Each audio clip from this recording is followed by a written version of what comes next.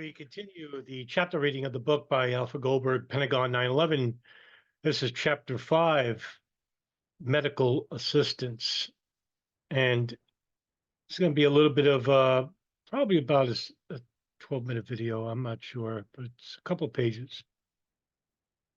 To Nurse Deborah Lugan, director of the Arlington Urgent Care Center, a few blocks from the Pentagon, the concussion felt like we were in a huge warehouse. A lot of the roof is metal. The whole place kind of vibrated for some time afterwards. Nearby at the Radar Army Health Clinic at Fort Myer, after announcing a code yellow for a mass casualty situation, officials ordered an evacuation of the building. And once it all clear sounded, stood by to receive casualties. Arlington County's Emergency Communications Center alerted several local hospitals to activate their disaster and emergency preparedness plans. Other trauma centers were notified by airport authorities or learned of the attack from news reports. The Emergency Communications Center, the ECC, dispatched Arlington County Emergency Medical Service units annexed nearby Fairfax County, Alexandria, and the District of Columbia for fire departments to send theirs. Two medical facilities, the Army's De Lorenzo Tri-Care Health Clinic and the Air Force Flight Medical Clinic, provided outpatient care in the Pentagon. There were 200 staff people in the newly relocated basement offices just inside the Corridor 8 entrance. The De Lorenzo Clinic offered primary and emergency care to Department of Defense civilian employees and military from all their services. The smaller Air Force Clinic on the fourth floor at 4A 750, the apex between corridors 7 and 8, served only Air Force military personnel. The attack did not find this in-house medical community unprepared for a large-scale disaster. Now, just a year ago, the Pentagon was running a project called MASCAL, Mass Operation Casualties. And it exercised a scenario of a plane crashing into the Pentagon, into the courtyard from the top. And this was to basically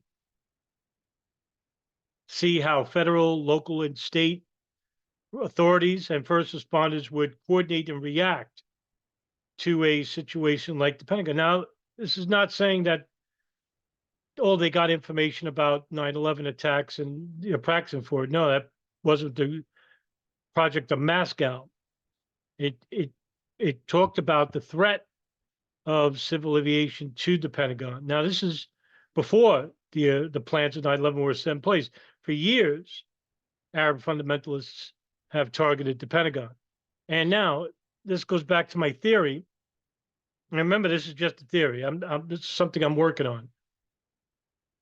Is that the intelligence services got wind of this plot, the 9/11 plot, the planes operation, and the threat of civil aviation to be used on specific targets, which goes back to the Bajinka plot, where the Pentagon was a target. It's 1995. That there may have been warnings that, hey, civil aviation is going to be threatened, and they're going to be using it to crash into targets. Now, up until this point, you only had one instance of where a pilot basically suicided himself and everybody on the plane, and that was PSA 1771. I think that was 1986. Killing everybody on board. Guy who used to work for the airlines left a note. They found the gun, and everyone was killed. He shot the pilot. That's why.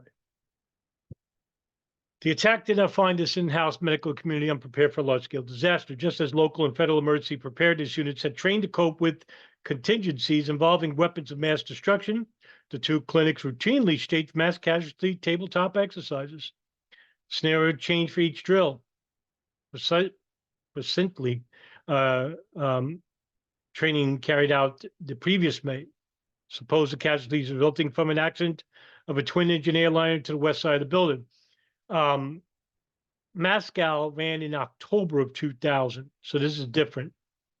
This premise was adopted at the suggestion of Colonel John Baxter, commander of the Air Force Clinic, who, like everybody else in the building, was reminded often that the Pentagon was on the Reagan National Airport's flight path. That's true too. And a lot of people, especially in the truth movement, who don't believe a plane crashed the Pentagon, say, "Oh, that's why a plane didn't crash the Pentagon, because it flew over the Pentagon, and nobody saw the plane fly over the Pentagon. It's ridiculous. Um, Everyone saw the plane crash in the Pentagon, and that's the reason why it was easy to attack the Pentagon without NORAD getting involved, because you think that this plane, which didn't respond in time to its command center, and basically air traffic control saw this plane coming really fast and said, "Well, that's like a military plane. That's what it would do. Commercial planes don't fly that fast because they're landing. They don't need to go 300, 400 miles an hour." And yeah, that's why the Pentagon was hit. Couldn't get NORAD up in time. Even NORAD went on to say that had they got the information, they wouldn't. And this is Major General Larry Arnold of NORAD, and he basically said they wouldn't be able to get Flight 77 in time.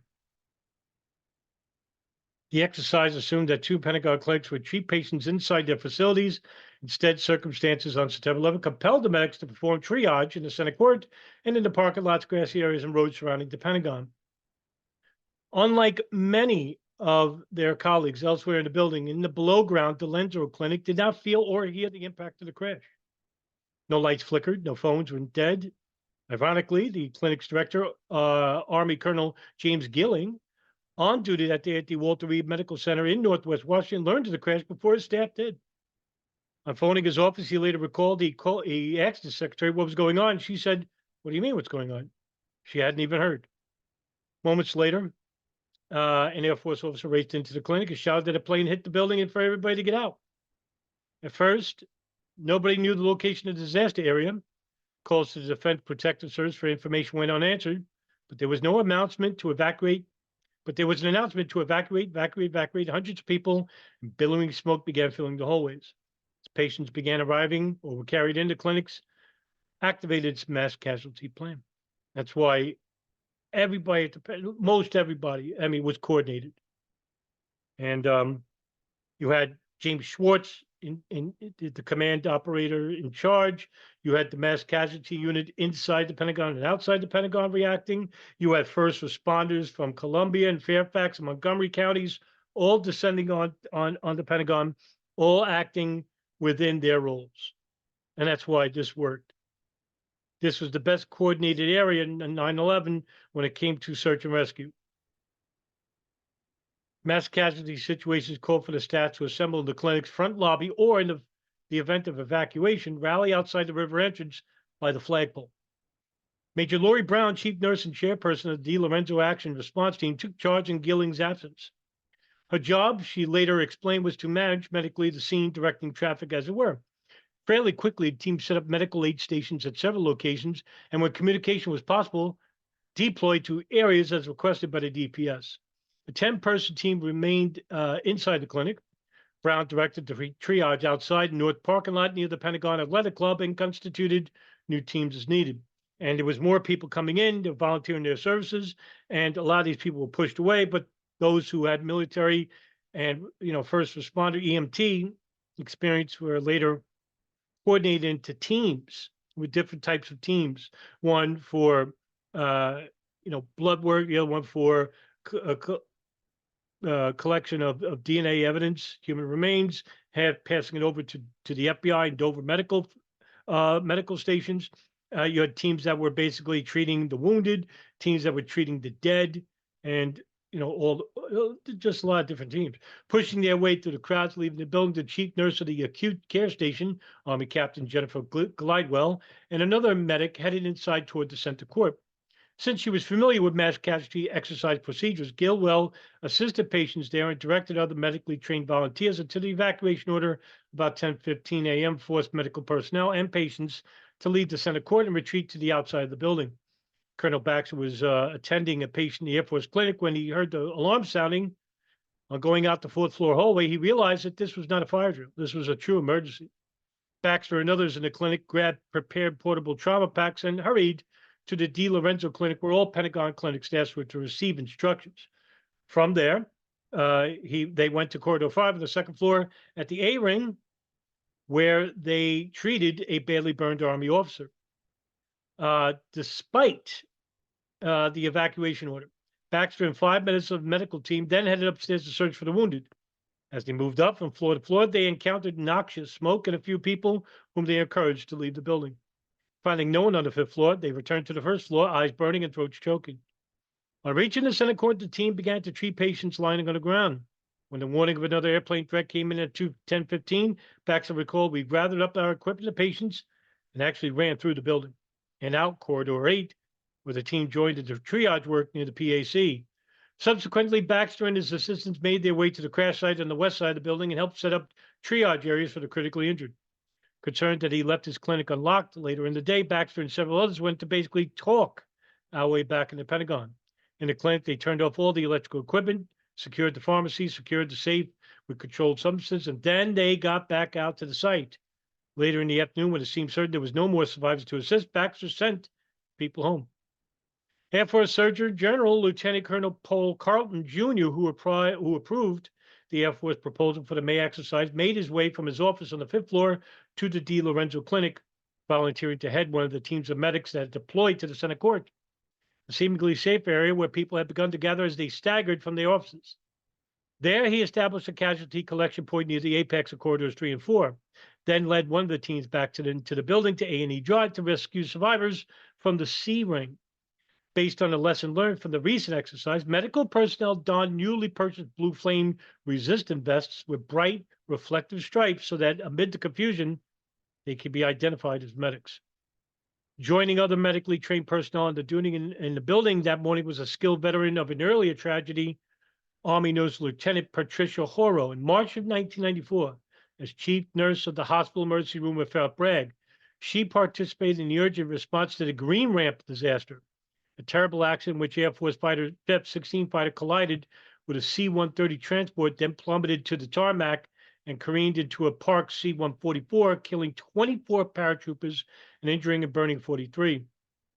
On September 11th, Horrible was assigned to the Army's Personnel Health Management Policy Office located on the north side of the Pentagon. Leaving from the mall entrance after the crash, she came around the building toward the heliport, where she directed people to the safer grass area near the tree that became known as the triage tree.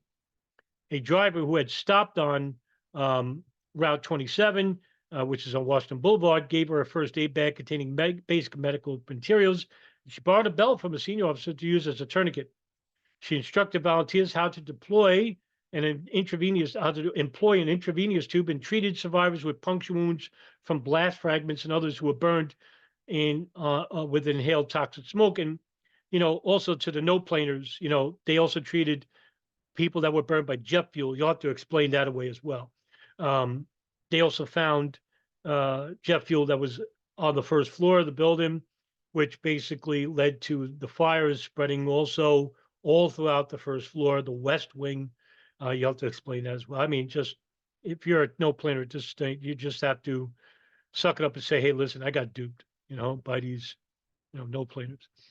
The first hours after Flight 77 struck the Pentagon, many healthcare providers materialized from off-site to offer their services. Eventually, Horrible recalled, we have physicians from Walter Reed. We have physicians from Bethesda Naval Hospital. We have physicians and nurses from all civilian hospitals in the area, as well as the medical students from the Industrial College of the Armed Forces at Fort McNair, Washington. From the radar clinic at Fort Myer came a team of 5 physicians and a physician's assistant led by Colonel John Roser. It's a little bit too small for you, who had alerted virtually at the same time of impact that morning. Roser thought that they could reach the Pentagon more quickly on foot than by vehicles, so that they hightailed it down there. Hallway, they picked up a man driving a van. Eventually, other radar medics with 2 patient transport vehicles joined them. At the Pentagon, they divided into small teams under the direction of the Arlington County Fire and EMS officers, treating an estimated half dozen patients. Remaining at Fort Myer, Colonel Lorraine Jennings, Deputy Commander for Clinical Services and Nursing, set up 3 triage areas for possible use in an adjoining parking lot and oversaw the Emergency Operations Center inside the clinic. Dr. James Wolfner, Medical Director at Alexandria's Fire and Medical Services, accompanied a unit of paramedics on a mission that morning, and it was less than 2 miles from the Pentagon when the airplane struck. When Wolfner arrived shortly after 10 a.m., Arlington County Assistant Fire Chief John White, commanding the EMS branch under the Incident Command System, appointed him the command position.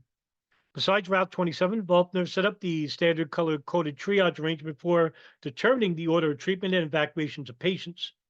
Red for people needing medical care, yellow for those treatment whose could wait, and green for those injuries were slight. Wolfner did not set up a black site for those with injuries so severe they had little chance of survival and could benefit only from palliative measures.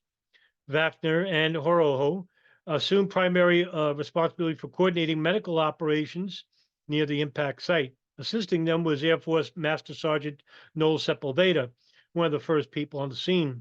A reservist on active duty at the Air Force in Arlington, Sepulveda had been a combat medic in Vietnam many years earlier.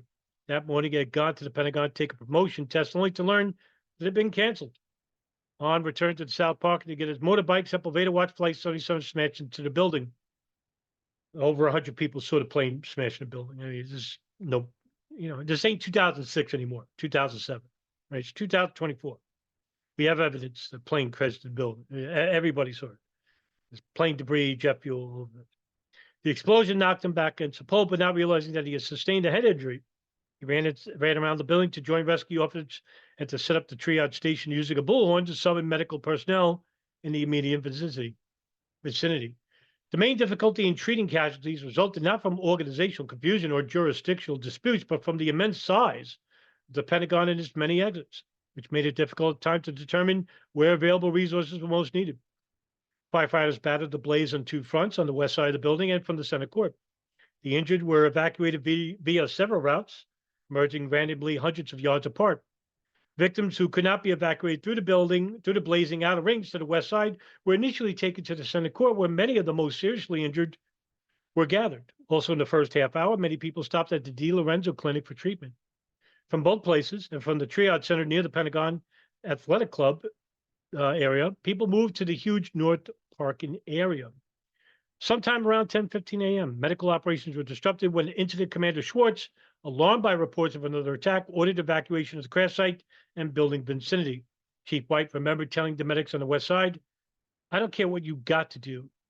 Get those people out of here, and you all figure out where you're going to take them. You get them en route, just get them out." As a result, he added, no matter what the circuitality was, they immediately became load-to-go patients, and within 5 minutes, they were gone.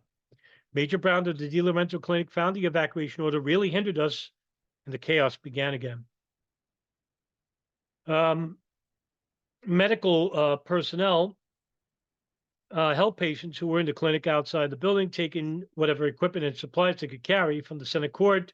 The injuries were loaded onto small vehicles used for moving cargo through the wider hallway of the Pentagon and then taken out to the north side of the building. Treatment of injured at the casualty collection point near the Pentagon Athletic Club, close by North Parking, was moved across road to a grassy area near the Potomac River. These victims, already outside near the impact area, relocated beneath the overpass at the intersection of Columbia Pike and Route 27. When it was learned that the 4th hijack airliner had crashed, search and rescue efforts resumed around 10:40 a.m. On the north side, although the Di Lorenzo Clinic staff never received an official all clear, some medical teams gathered up their equipment and supplies and headed back inside. On the west side, the treatment area from beneath the overpass was moved onto Route 27 in the lane adjacent to the heliport. Chief White described the scene. Finally, it got to the point where I commandeered one of our EMS supervisor vehicles that had a public address system in it, and I got in and identified myself to the crowd and said, "Here's the plan, but just stand fast where you are.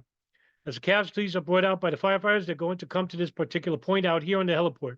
When they do, they're going to be transferred to you people, and here is what they're going to do, and here is who is going to tell them where to take them." After the evacuation with all medical personnel outside, more visible, tighter organization became possible. Valfier confirmed that once a command center was set up, it would really start to flow much, much better. Some medics were relocated. Major Brown took over the red triage area for acute near the impact site. That area became informally known as Triage Street, according to Staff Sergeant Keith Petnell, who commented that it became a famous meet area for the medics that was meeting point for all the meetings, commander briefs, and all that stuff. By the time the reorganization triage operation materialized, it became clear, as White noted, that there were no more casualties at the impact site. All the casualties got taken care of prior to the first evacuation. No victims remained in the center court. So medics there treated firefighters and volunteers suffering from smoke inhalation, dehydration, and exhaustion. Brown summarized the status of the medical response by mid to late morning, getting more organized, getting more equipment on the scene, and more drugs. At one point, we had the police bring in narcotics and paralytics to the scene in case of more serious patients. That's what we spent the next couple of hours doing, just finessing what we already had, and then no one came out. That was it. Even during the first hour after the attack, in spite of shock and fear and uncertainty, the improvised teams of emergency medical responders worked exceptionally well.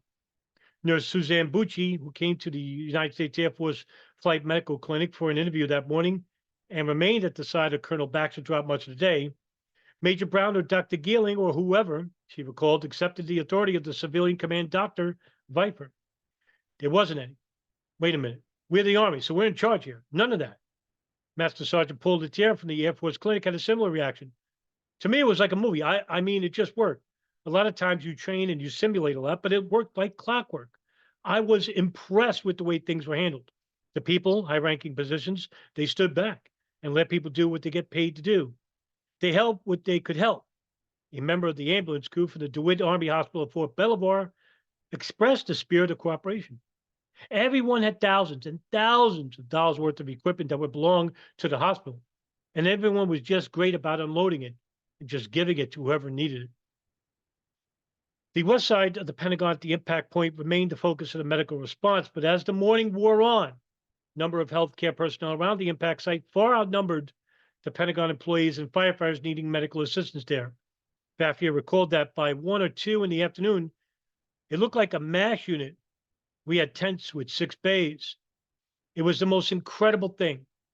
We were ready to handle a large number of casualties, and there were none. Ready road access brought rescue responders principally to the impact of the Pentagon along Route 27 into South Parking.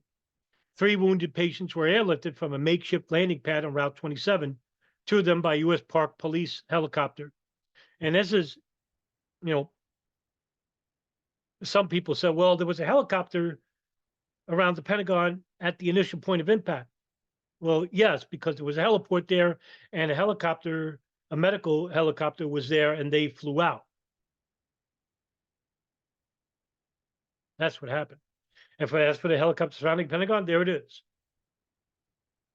You had the U.S. Park Police helicopter. That's who Barbara Honecker says shot a missile into the Pentagon. Can you imagine the incredulity of such a thing? Most of the ambulances that raced back to the Pentagon congregated close to the crash area where they were idled. The greatest number of people, however, had exited the building elsewhere. Once many of the burned and injured reached safety in the North Parking area, they sometimes waited up to 30 minutes for transportation. Only 2 private ambulances stood ready to pick up patients on the side of the building. Meanwhile, frustrated ambulance crews on the southwest side felt a sense of helplessness brought on by inactivity, a reaction undoubtedly intensified after collapse of the part of the building at 10:15 a.m. One radar clinic driver found the waiting a little disturbing and disappointing. And I think that was the worst part of it because we couldn't do our job, or at least save some people. It just made us realize that nobody else was coming out and that all the people were dead in there. Communication problems greatly hindered efforts to care for the injured on the north side, in particular evacuating them to hospitals.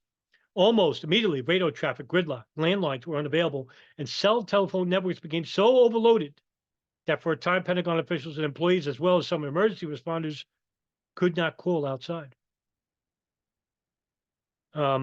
Neither the DeLorenzo Clinic at the Pentagon nor the Fort Myer Radar Clinic could establish reliable communications. The DeLorenzo staff repeatedly called the DPS to request ambulances. Hospitals and clinics could not be informed about the triage flow of casualties, and perhaps more damaging, Communication between the fire rescue and the emergency medical elements on site was severely impaired. Fighting the blaze in the west side in the center court, the firefighters in district in direct contact with the incident commander Schwartz had little idea what transpired elsewhere in or about the building. From the center court, firefighters saw victims being taken toward the north side of the Pentagon, but they had no idea what happened to them afterwards. They did not realize the need to request ambulances until the communications improved, and by then emergency transportation was not needed.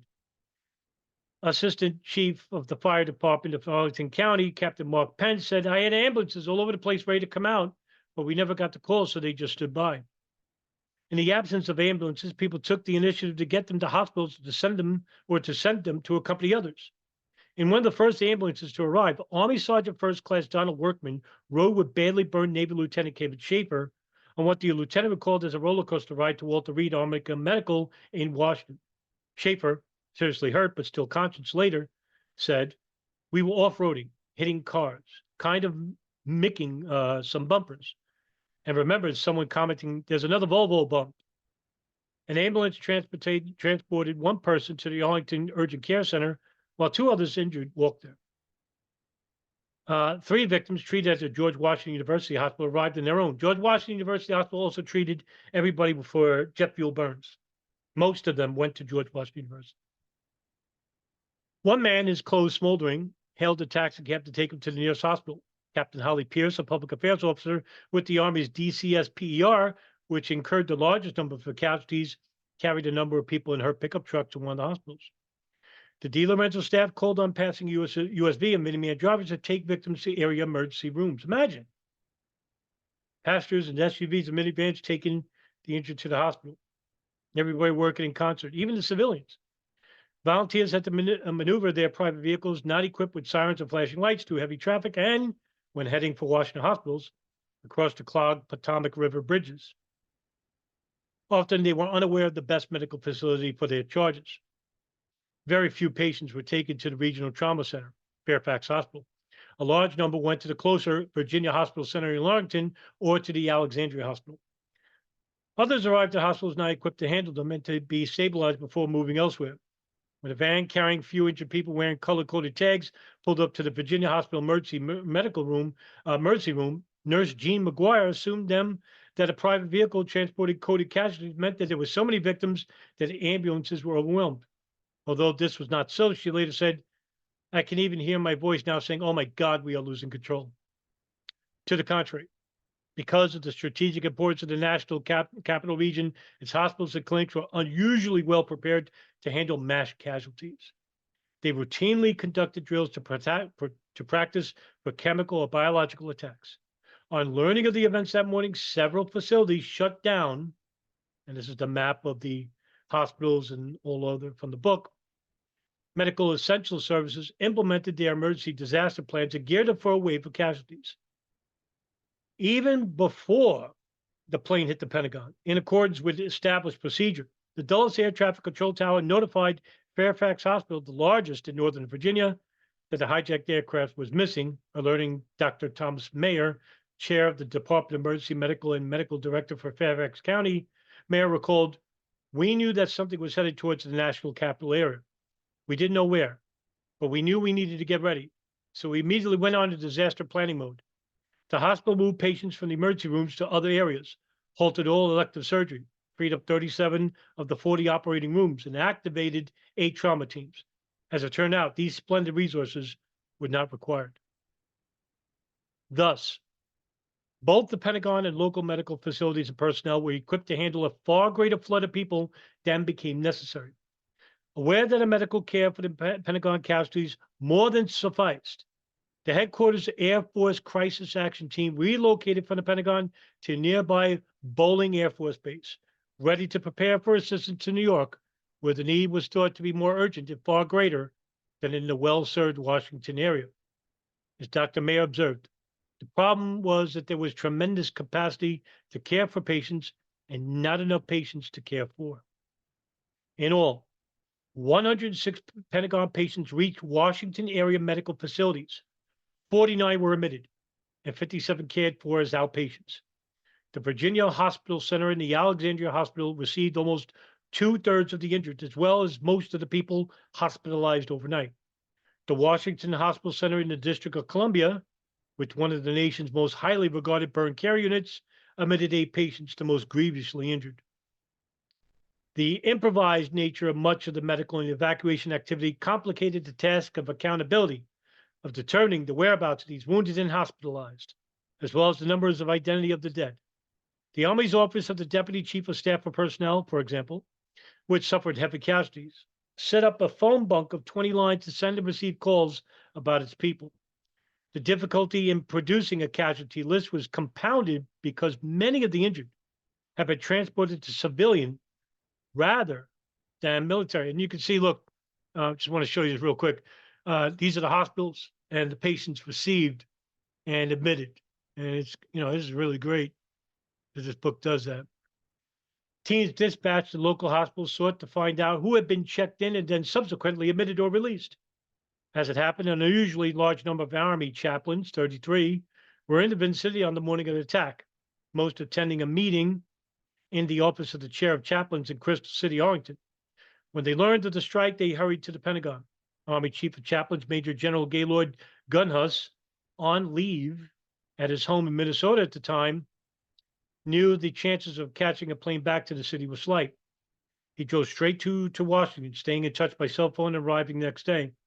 Among the chaplains on the scene, several congregated to the center court to comfort the injured and frightened streaming out of the building. Thereafter, a few joined the extraction teams as stretcher bearers, entering the burned and smoke-filled offices. Another group took up posts at the triage center site near the Pentagon Athletic Club. A third contingent remained with people huddled alongside Route 27 and the first nearby aid stations. As the fire subsided and then flared up again during the afternoon, the focus of the chaplain's attention shifted from first response to recovery. After the collapse of the E-ring area, it seemed probable that no more survivors would be found. The seriously wounded had already been moved to trauma centers. In early afternoon, the Deputy Chief of Chaplains of the Army, Navy, and Air Force developed a coordinated plan for their ministry. They shared a tent with the Red Cross and decided to staff it with 6 Army chaplains until around 9 p.m. Air Force chaplains standing by until 3 p.m. the next morning, and Navy chaplains taking the shift thereafter until 9 a.m. Their pastoral care, embracing consoling the soldiers, engaging in the gruesome recovery efforts, the injured who have been hospitalized, and the families of those killed or missing. Army chaplain Art Pace and his team would perform the hospital ministry for another 2 months. And that is the end of this chapter. And thank you very much for reading along with me. And we will continue our reading of the Pentagon 9/11 book by Alfred Goldberg in the future, as other chapters will be upcoming. Thank you very much for watching. Have a great weekend, everybody.